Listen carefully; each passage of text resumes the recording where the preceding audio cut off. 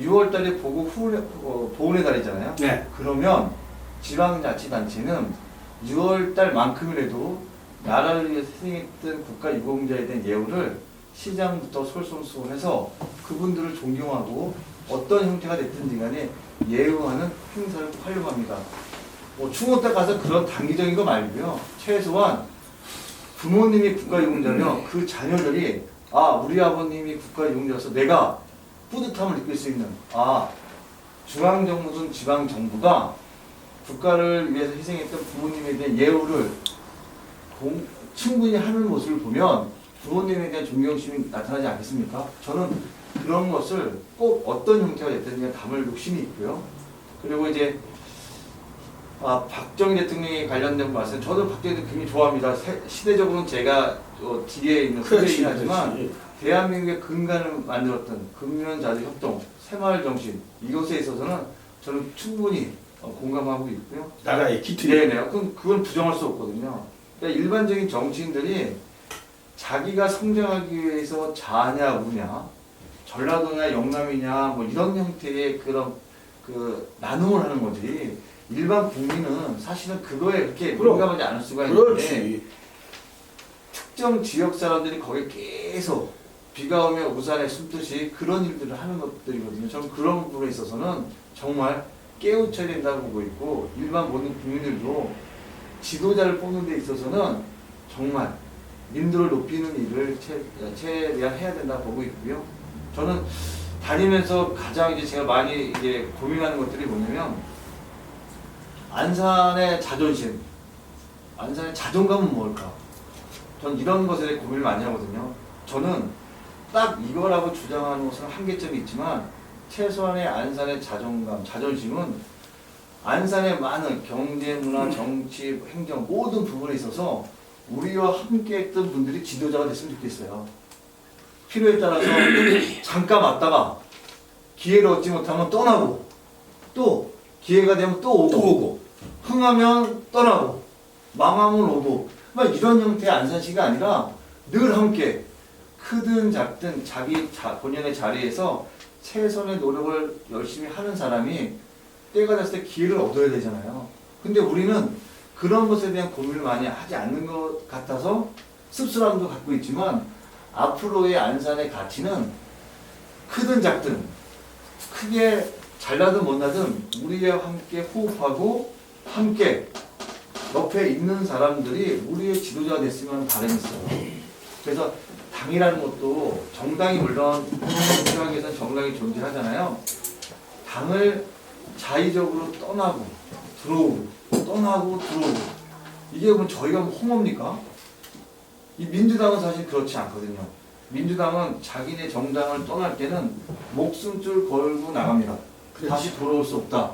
그렇기 때문에 떠나지 못하는 거거든요. 근데 저희는 항상 보면 자기한테 불리하면 떠나.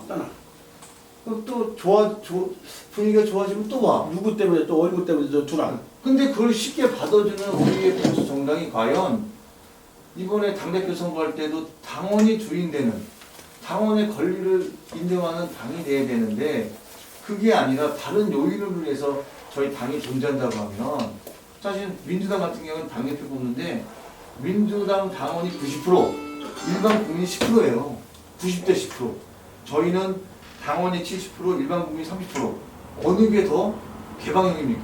저희가 더 개방형임에도 불구하고 많은 분들이 당원의 것이 너무 크다라고 주장하거든요. 이와 같이 저는 최소한 우리가 안산이라는 공동체에 선배님이 말씀하신 것처럼 어떤 상황이 전개되더라도 안산을 꿋꿋이 지키는 우리가 안산의 지도자가 됐으면 좋겠고요. 그런 부분에 있어서 저도 생명줄 놓고 걸고 한번 해볼 욕심이 있고요. 좋아요. 네, 안산시 행정이 정말 좀 시민의 가치를 좀 존중하는 행정이 됐으면 좋겠습니다.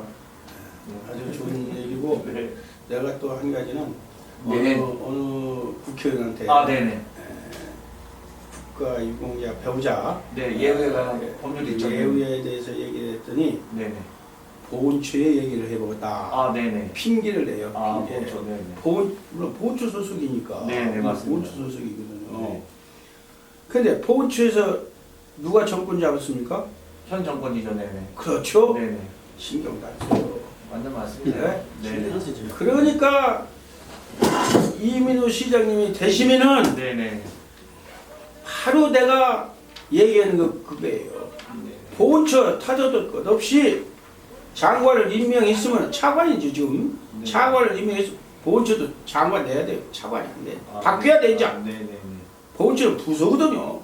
네. 장관을 임명하면은 그 국가 유공자 배우자에 대해서 특별한 포지션을 쏴줘야 해요. 왜 그러냐? 네네.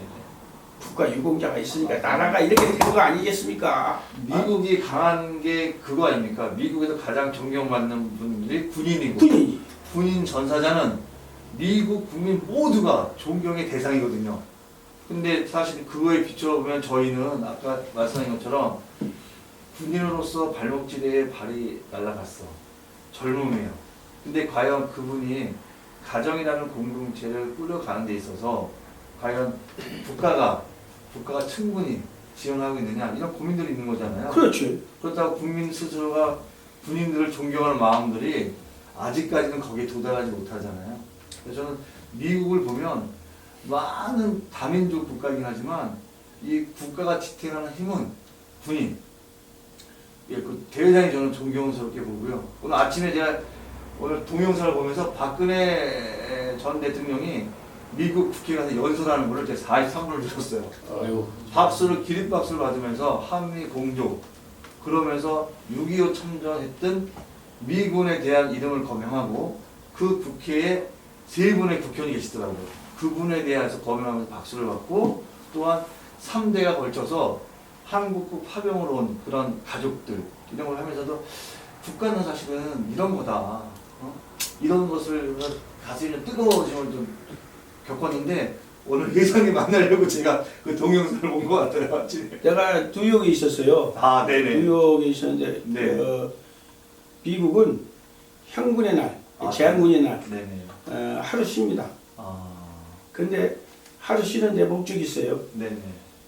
그 향군의 국가의 어디 나라에서 그 뭐 싸워서 이거 돌아와서 네네. 부상을 입었으면요 네네. 단상에 다 앉혀놓고 네네. 한 사람 한 사람 범용하고 네네. 그 메달 하나씩 줘요. 아. 내가 그걸 보고 눈물을 흘렸어요. 눈물을.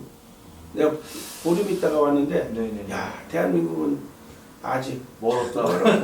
멀었어. 예? 근데 다 이게 있어요. 또. 네네. 그 안중근 의사의 직계 가족 있지 않습니까? 있죠, 네네. 그 직계 가족들은 미국은 다 보상을 해줘. 아, 미국은 다. 근데 우리나라는 없어. 안중근 의사 죽었으면 그냥 끝났어. 손자들 예를 들어 있어도 쳐다보도 아니야. 자, 저 유관순 누나 있지 않습니까? 네네. 그 어른들은 계셔요. 좀 나이가 먹어서 90, 80 다 있지만은 계속 사는 사람이 있어. 하나 대고 없어요. 이런 대한민국은 앞으로 있어서는 안 되고 네네. 그런 것을 국회에 가서 네. 완산 시장 되면 시장 가서 이런 얘기를 네. 따뜻하게 네.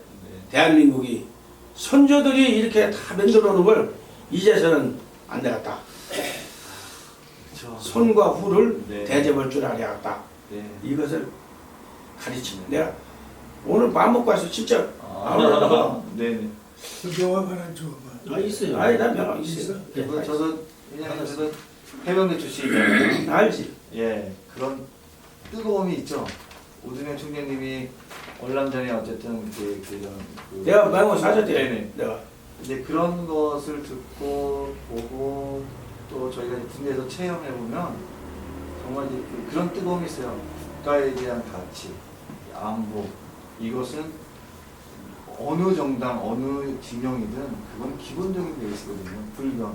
근데 이런 것들이 시대에 따라서 훼손되고 또 다른 가치로 접근되고 이런 현실을 보면 씁쓸하죠. 이것만큼은 정말 아니 제 부모님을 잘하든 못하든 부모님 아닙니까? 정도의 차이가 있을 뿐이지. 근데 이 국가의 근간인 이런 것들이 그때그때 재단되고 훼손되고 상실감을 느끼고 이런 아픔을 주는 이 현실은 저는 아주 그냥 저번에 광복회에서도 그런 게 있듯이 아 이게 대한민국 맞나? 자유국가 맞나 민주주의? 이게 사회주의 국가로 되는 거 아닌가 이런 느낌이 들 정도로. 그런 거 느끼지. 네, 그래서 정말 저희는 내년에 대선이 정말 중요하다. 제일 중요하지. 예, 정말 내년에 이것을 바로잡지 못하면 아마 대한민국은 정말 어려운 상황으로 갈 어려운 상황이 아니라 어려워. 네. 이제 이제는 어렵고 네. 희망이 없어. 왜 그러냐? 네. 지금 세금으로 받아가지고 세금으로 줘. 그렇죠. 국민을. 네네네. 그 동사 안 줘도 돼.